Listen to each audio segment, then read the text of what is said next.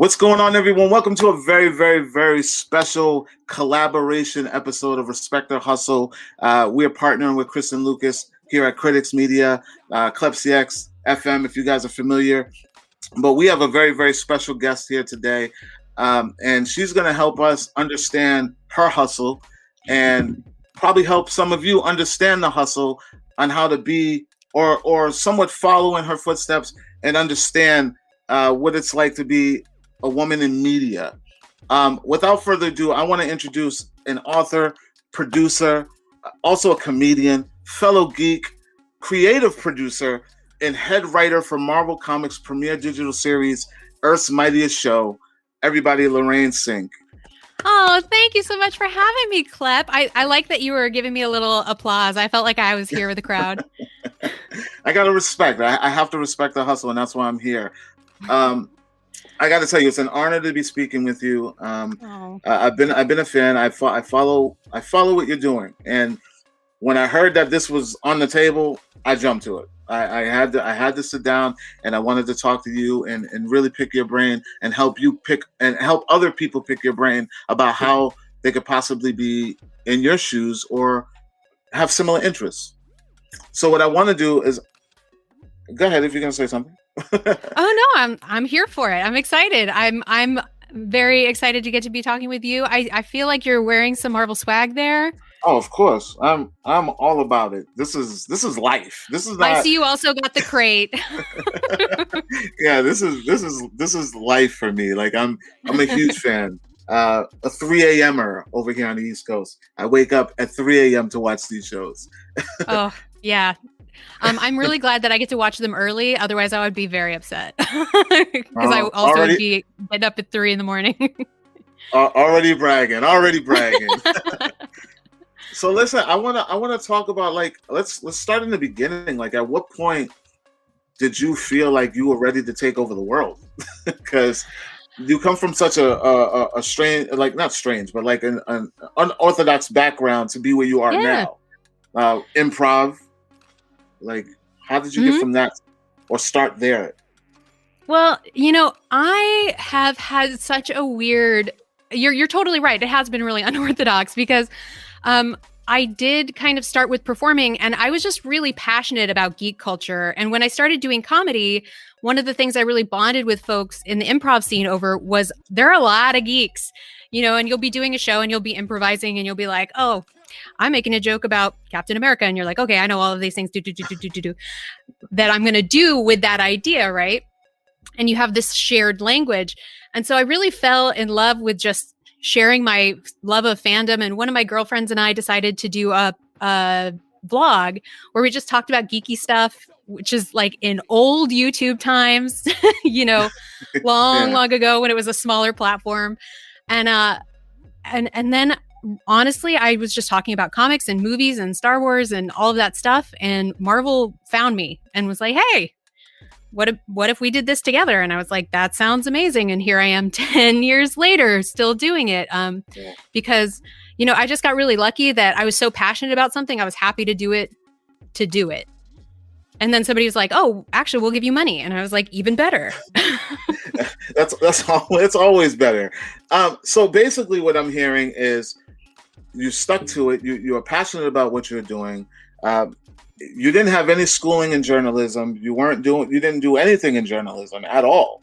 And just based off of pure passion, energy, and consistency, you caught the eyes and the attention of, one of the biggest studios in the industry right now. That's amazing in itself. And, tell me about a time, because I know that there's probably been multiple times, but when was there a time where things might have felt like they weren't going to work out? And what did you do? And what did you do to, get over that and keep going? Like all of my 20s. I mean, it's like the low-key honest answer, but I think so before I even started doing comedy, I had been doing theater. And I wrote plays and I was, performing as an actor, and I was doing all of that kind of stuff. And then I kind of was like, this hustle is too hard for me. Straight up, I was like, doing the constant auditions.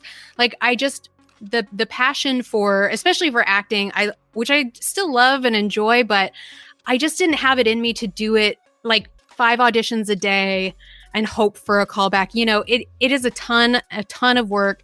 And I really give so many kudos, especially to performers, because you are, people are buying you, so Yeah. it can feel really daunting when somebody's like, you know what, whatever you're selling, the you of it all, we're not interested in. Yeah. And so I kind of hit a wall. I was like, I don't think I'm going to audition anymore. But I want to be happy and I want to still be creative because I am a creative soul. Like I'm one of those people who's like writing on pieces of like gum wrapper on the subway, like that's who I am in my heart, like writing little ideas and poems and thoughts. And so I was like, that part of me can't go away. And I was like, well, I'll do comedy for fun. I'll start doing some improv classes and have a community and hang out.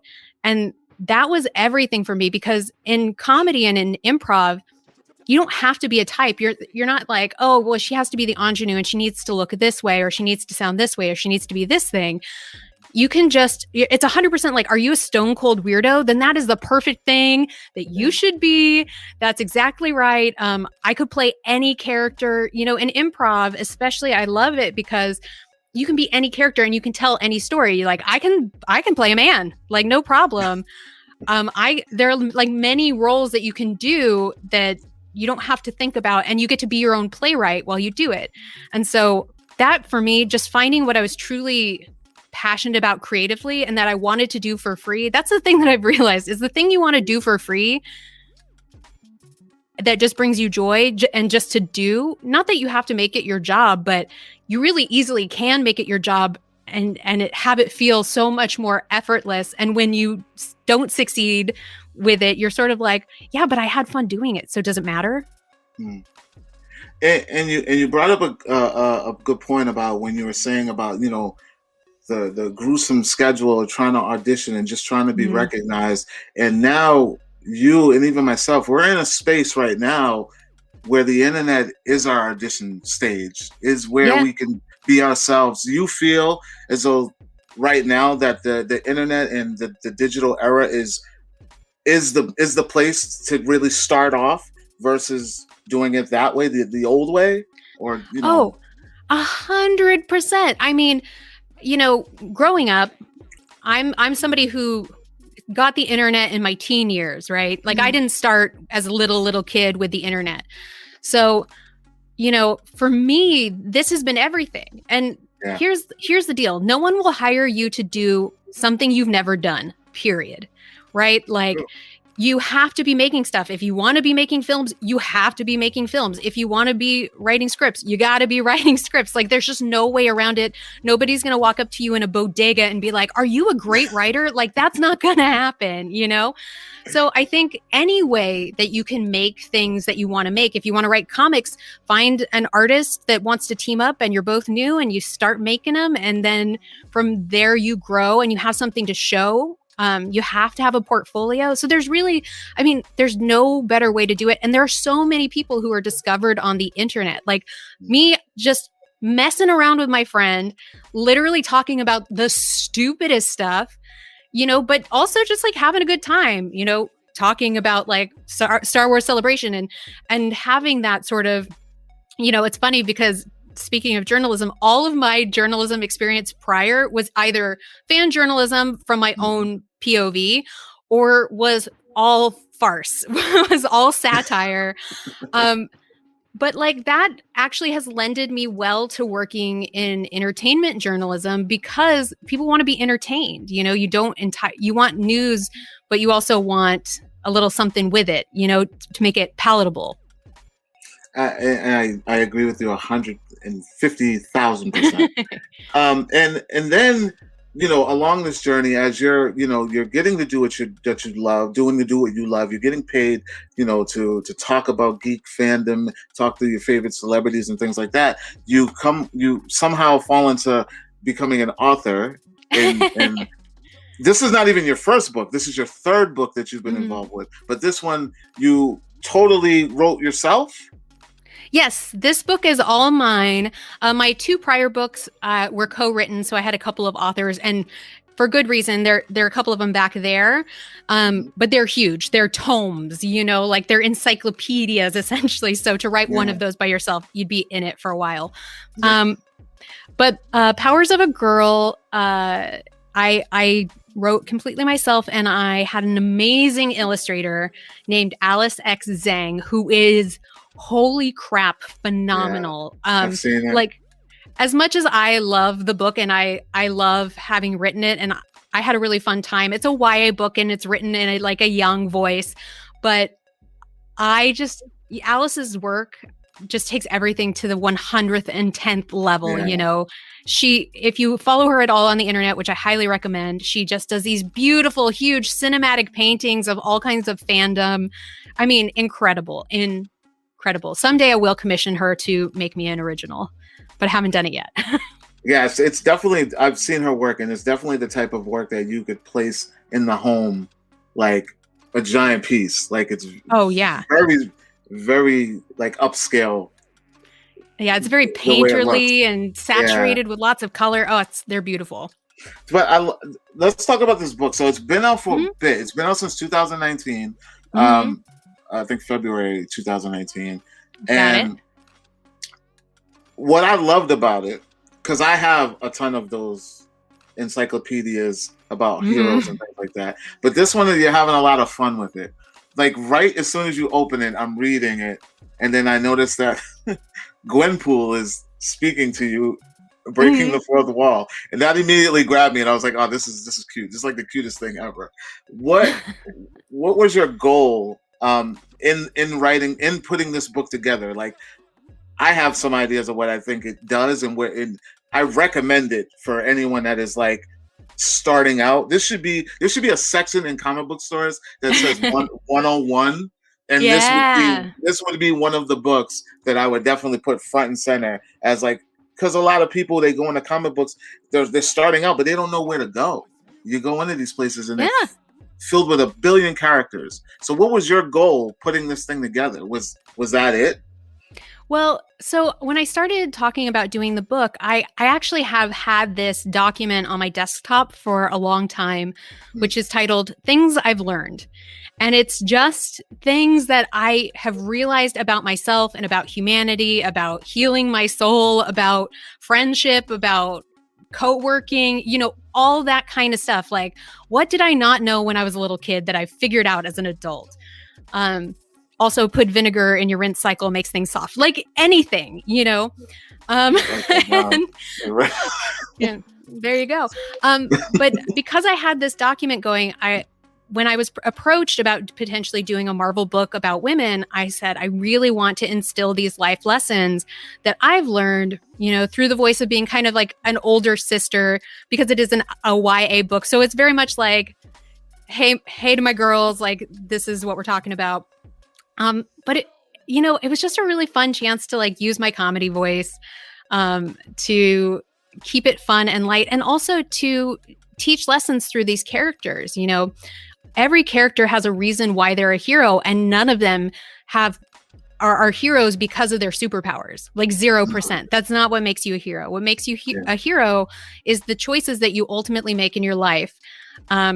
And so that was what I really wanted to impart, and that some superpowers are not what you think. Like Squirrel Girl is a character. She's kind of a comedy character. If you're not familiar with her, she has all the powers of a girl and all the powers of a squirrel.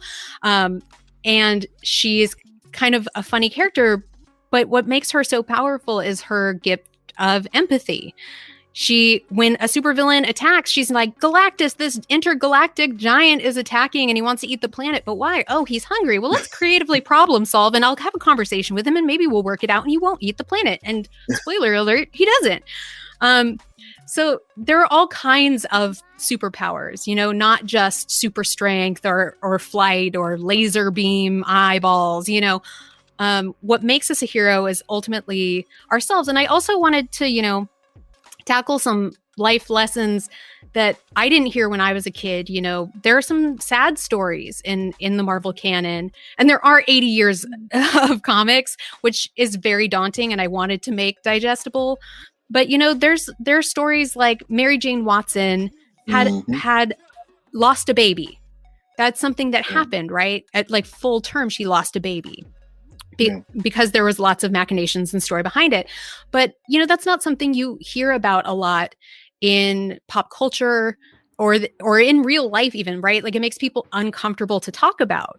And in fact, I think, you know, in some ways that story isn't talked about very much anymore because it is so sad. It's hard for people to go back to. But I wanted to sort of acknowledge some of the things in life that are just there. And so if those things happen later in your life, you kind of know you're not the only person in the world who's dealing with that. So there's all kinds of things like that I wanted to make sure that, you know, were woven into these stories, which are, you know, also a lot of whiz bang pow fighting supervillains. There was another cool tab that I noticed in the book that you put a mentor section under each character, which kind of showed, you know, who kind of inspired them or who they looked up to. And then there was like a whole section for like mothers and parental figures of each characters. What was that for, and what was that all about? Because that was awesome. It was an awesome touch. Thank you. You know, mentorship is really important, right? I think it's been really important to me in my life. My college professor, Patricia Troxel, who has since passed on, really took me under her wing and was so supportive of me in my creative journey. And, you know, I think that you hear a lot about women competing against each other, or like older women being threatened by younger women, like those kinds of narratives in our world, right? But that's not my experience of the world. You know, my experience is often that women help women and that mentorship is important. And, you know, I hope that young women will go and seek out a mentor that can help to guide them in their journey, because, you know, there's nothing more valuable than somebody who's been up and down the road a million times in their lives. And also there's some really fun and cool characters in there too.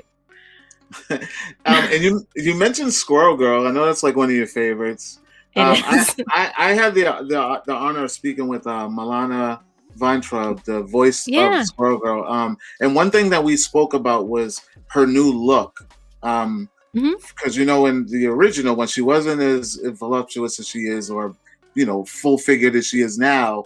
And I was wondering how you felt about that representation and how important it was now to include that stuff into these cartoons and these books. How important is that?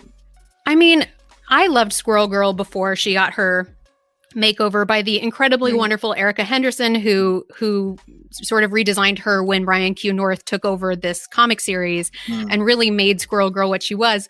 But, you know, she was kind of a joke character when she was introduced. It was like, can you believe there's a Squirrel Girl? Like, that's a crazy idea. And she had sort of Harlequin makeup, like little triangles under her eyes. But, you know, she always has had this heart of sort of a character who was like trying really hard. But, you know, so does Spider-Man, all of that stuff, like the most relatable character of all time, probably. And so when she got the redesign, I already loved the character and I love the soul of the character. But I'm not going to lie, like, I'm a thick ginger, like that speaks to me, you know, and I love the redesign in that. And not that it was so much a redesign, it was more of a costume design. And they just really honored, if you had Squirrel Girl powers, you'd be shaped more squirrel-like, you know? Like, squirrels got thighs and like they have leg power, and she's built like a gymnast. And I'm all for, you know, I love seeing diverse bodies in comics and in television, in media. I think it's always really exciting because there's not one body, you know. When I actually was working on the book, I sent Alice and my editors a whole there's a photographer named Ken Schatz who does these amazing photographs of Olympic athletes. And it's just like a lineup of bodies of these amazing, like some of the peak athletes in the world. And you know what? None of them look alike. Like there's these super tall volleyball players who are like 6'4" and all muscle and like look like bikini models. And then there's like these teeny tiny gymnasts with huge legs and like little arms, you know, like there's all kinds of different bodies. And I really, really wanted to capture that when I was writing. And I love seeing that because to me, it just says like, there's somebody who's thinking about the world outside them. That's always really exciting. And listen, it's a hard skill set for artists, in general, because it's easier to draw one body, but to draw many body types, you have to really understand scale. There's so much to it. And plus it has to be like your vibe and your style, because everybody's got a style, Yeah. And I feel like you being a part of this machine that is really trailblazing representation, maybe more than others. I'd like to know what you think. I'm going to give you 3 choices, right? And you tell me where you feel that we are right now. So you could choose A, as far as representation, are we just getting started? B, finally arrived? Or C, we still have a long way to go? I think,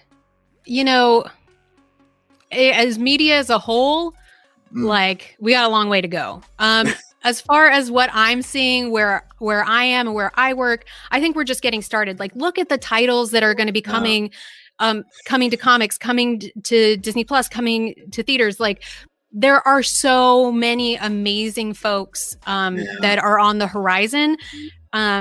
And like, that's really, really exciting. It's an incredibly exciting time to be a geek, I think, because all of our dreams are coming true constantly. We're like, I want to see Isaiah Bradley on a show. Dang, I got it. Like those are those moments. So just getting started. Just getting started. I would agree. And I am super excited. I think I'm more excited for the female leads, like Ms. Marvel. One of my favorites. I'm super excited for that. Speaking of like all this Marvel stuff, and I know you probably get this a lot, but being on the side of the entertainment and the media game, like how much of this do you actually get to enjoy? Because I know you're hearing about things months in advance, and it's just like you don't get to enjoy it like we get to enjoy it. But how do you ever get surprised yet? Still? Sometimes it's interesting because it's different, right? Like you can't be sad about spoilers in the way that you were before. Like before, I would watch a trailer one time and I'd be like, okay, that I watched it the one time. I'm not going to see it again. I want to be completely surprised by the movie. I'm going to forget everything before I see the movie because I don't want to be thinking about the trailer. And I want to have a pure experience. And you don't have that luxury sometimes when you work on things. It's like maybe your favorite comic series, you're like, will they, won't they? And they're going to like tell you what happens. All of that stuff. So you kind of just get over it. But what you actually learn, I think, once it gets spoiled for you is how good it is, right? Because like I watched WandaVision. I watched every episode at least 3 times. And I watched the last episode, and even though I had watched it twice and heard the story beforehand, I sobbed my eyes out every single time. So when something is as good as these things are, it doesn't ultimately matter as much. Like it's fun to have the surprise, but if it's good, it's good. So you kind of just get to enjoy it either way. And it's kind of fun to like, sometimes when you get to see things or know things, you're like, I've got a secret. I know the answer, which is also fun. Oh man. I'm definitely going to keep this on deck so I can play this for people who think I'm weird because I watch these things like 5 or 6 times. No, there's so much stuff you don't catch the first time too. Like even if you know everything, you're like, oh snap, I didn't notice that thing in the credit sequence. Like you never know. Yeah. So in now, like you're writing these shows you on YouTube. How do you have the time? Because how many shows are you doing right now? You're doing 4 shows? So we cycle things in and out. But I just wrapped Marvel's Declassified, which is a podcast that was exclusively on SiriusXM, and now it is coming to broader podcast channels. So you can listen to it basically anywhere you get your podcasts. Yeah. Where we do deep dives into history. So that's technically wrapped, but it's still coming out. So it seems like it's happening. Yeah. And then I do This Week in Marvel, the podcast, which is also on SiriusXM and every platform. And we talk about everything happening in Marvel that week. And so we do that every single week. And, luckily I write basically most of everything that comes out on Earth's Mightiest Show, and a lot of our channel stuff. But I also have a lot of producer help. So I don't ever have to produce anything alone. I have a wonderful, wonderful team that I work with. And so all of the kudos to them on getting things through edits and all of the wonderful things that they do on their side. They're really, truly incredible. Shout out Larissa Rosen and Ben Whitmore. But so yeah, and then I'm producing Marvel Minute. I mean, there are just a lot of things that we're doing, but they're all alternating, and it's crazy and it's busy, but I thrive on chaos. No, I thrive on being overbooked. So that's fine for me. And you've also done the hosting on the red carpets. You get to, you've done that as well. So you fit. I mean, you're a busy lady. You're a busy lady. Hats off. Yeah, I'll be excited to. I haven't been able to make it out to any of the red carpets that we've done recently. My wonderful, one of my best friends, Angelique Rocher, has been holding it down in LA. I love her. She's the best. She was in my wedding. Awesome. She's the greatest. And so she's been doing great with that. But yeah, it's a lot of stuff. I love doing the red carpets. They're the craziest thing because we're doing basically a 3-hour live show and people arrive in real time. So you don't really know who's going to get there or when. And so we're always just like, listen, this is live. Anything can happen. Like people will come into the shot and just be like, bang, bang, what's up? Like being silly and having a good time. So it's always just really crazy, but it is a wild time. So is there anything that you haven't checked off your list yet? Like you've done just about anything that anybody could ever imagine of doing. Is there anything that you haven't checked off your list yet? Yeah, there are definitely some things that I still, I think like everybody, it's funny. Like I interviewed a really famous director and we were chatting afterwards and I was sort of like, kind of, asking advice, sort of like kind of being like, yeah, like, what do you do with your life?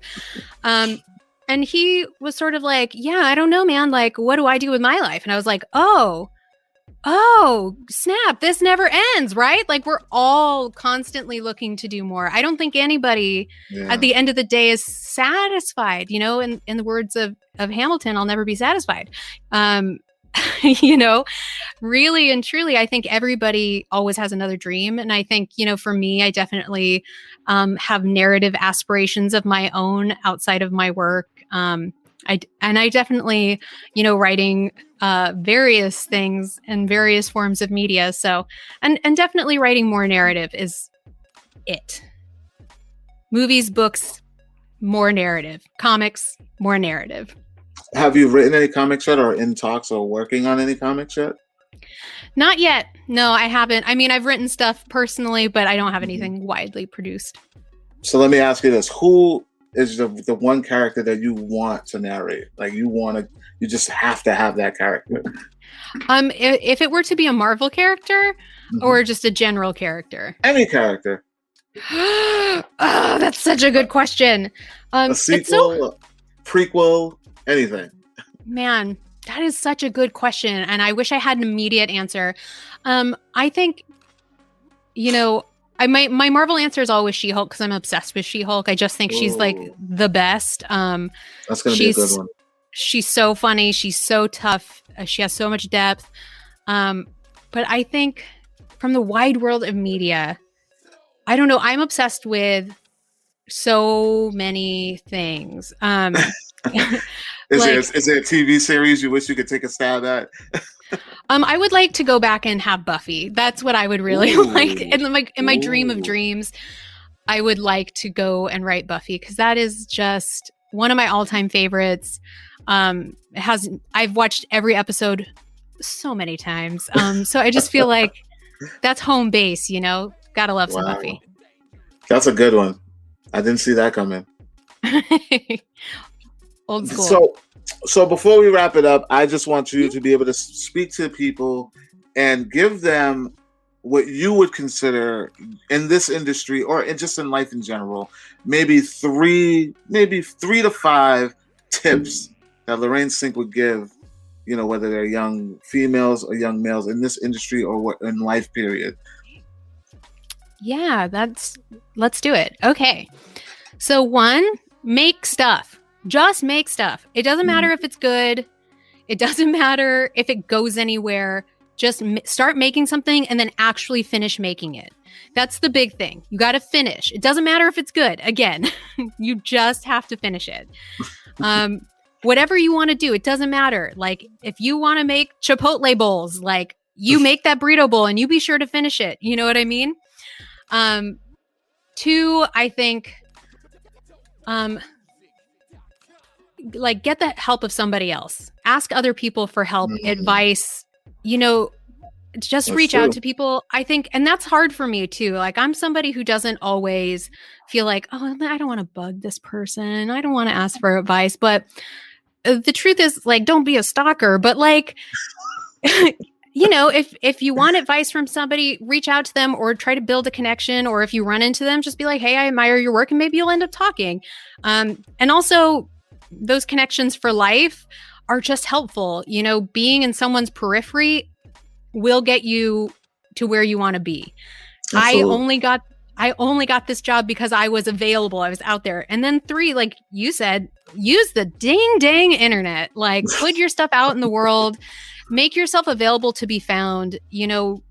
I think everybody has a special gift that only they have and that someone is looking for. And you are the solution to their problem.